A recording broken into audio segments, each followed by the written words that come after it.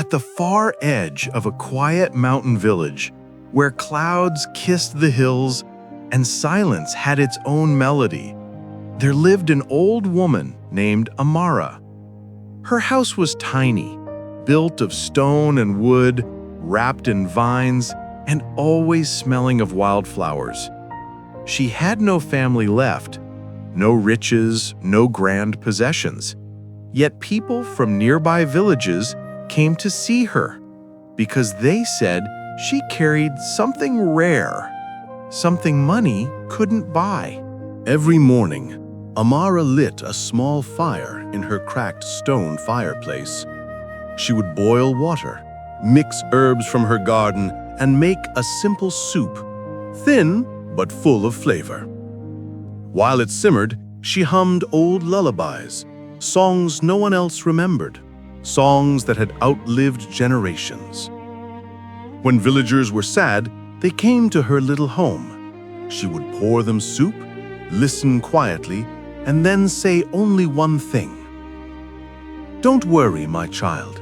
Happiness doesn't always come loud. Sometimes it whispers."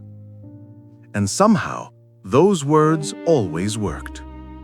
To the villagers, she was a mystery, a poor woman with a smile richer than gold. One chilly evening, as the sun sank behind the mountains, there was a knock at her door. When she opened it, she found a man standing there, tall, cloaked in dark blue, eyes gleaming with an odd calm. "Who are you?" she asked softly. The man smiled faintly. "Someone who's been watching you, Amara. You've lived long and lived well, but tonight I bring you a choice." Amara frowned slightly. "A choice?" He nodded. "There are 3 doors waiting for you outside this village. Behind one lies your deepest desire. Behind the other 2, only emptiness." Amara chuckled, her eyes wrinkling like folded silk. "My deepest desire? My son, I'm too old to chase wishes." But the man's voice grew deeper. "You've lived your whole life giving peace to others. Don't you wish for something for yourself?"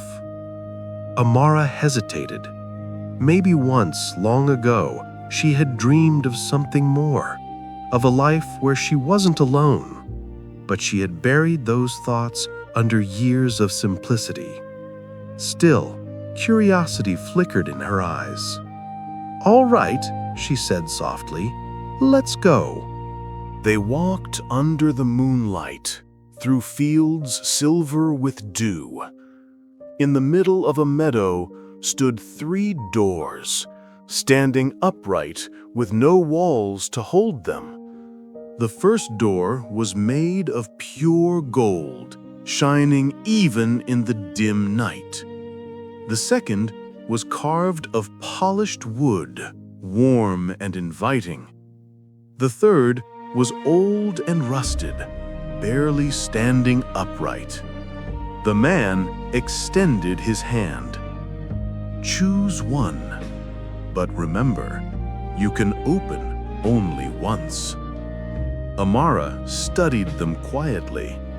Her wrinkled hand touched the golden door first. It was cold, beautiful, and heavy, like temptation itself. Then she looked at the wooden door. It smelled of cedar, sturdy and kind. But when her eyes met the rusted one, something in her heart stirred. It was ugly, dented, covered in dust, forgotten. And yet, it looked real, like her own life, worn, but still standing. Without a second thought, she smiled. "I'll take this one." The man blinked in surprise. "Why that one? It looks worthless." Amara's voice was calm, but her eyes sparkled. because everything truly precious in my life came wrapped in rough, imperfect packages. Pain taught me strength, loss taught me love, and peace. Peace came when I stopped chasing gold. She turned the knob of the rusted door. It creaked open, revealing nothing. No treasure, no magic, only darkness and dust. The man waited for her disappointment, but she only smiled gently. "Are you not upset?" he asked quietly. Amara laughed softly, a laugh that sounded like the wind through leaves. "No, my son, I came into this world with nothing. If I leave with nothing, I've lost nothing. But if I can smile even at the empty door, then I have everything." The man stared at her for a long moment, his expression unreadable. Then, without a word, he walked forward and opened the other two doors.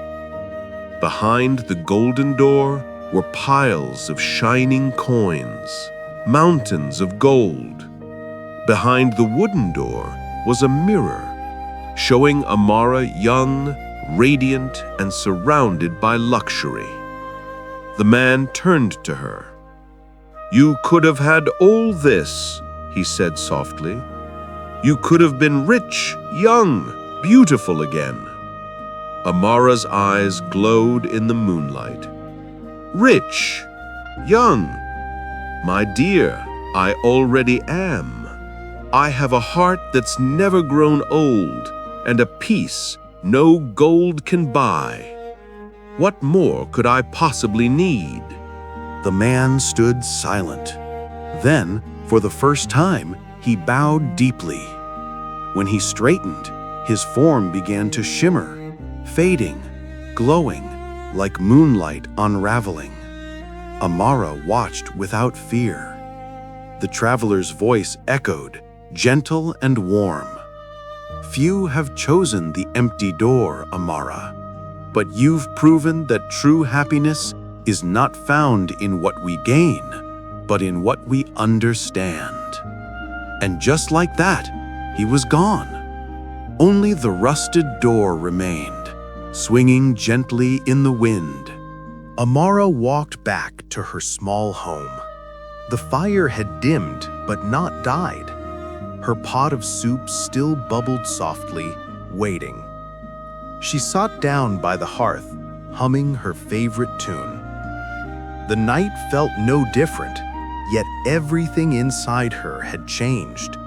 She realized the traveler wasn't a man at all. He was happiness itself, testing her one last time. And she had taught it something it had forgotten, that joy doesn't always come wrapped in gold. Sometimes it hides behind an empty, rusted door, waiting to see if you can smile anyway.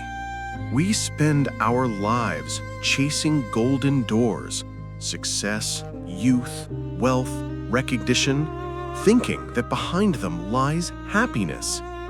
But sometimes the truest joy is found behind the door that no one wants, the one that looks too plain, too quiet, too simple.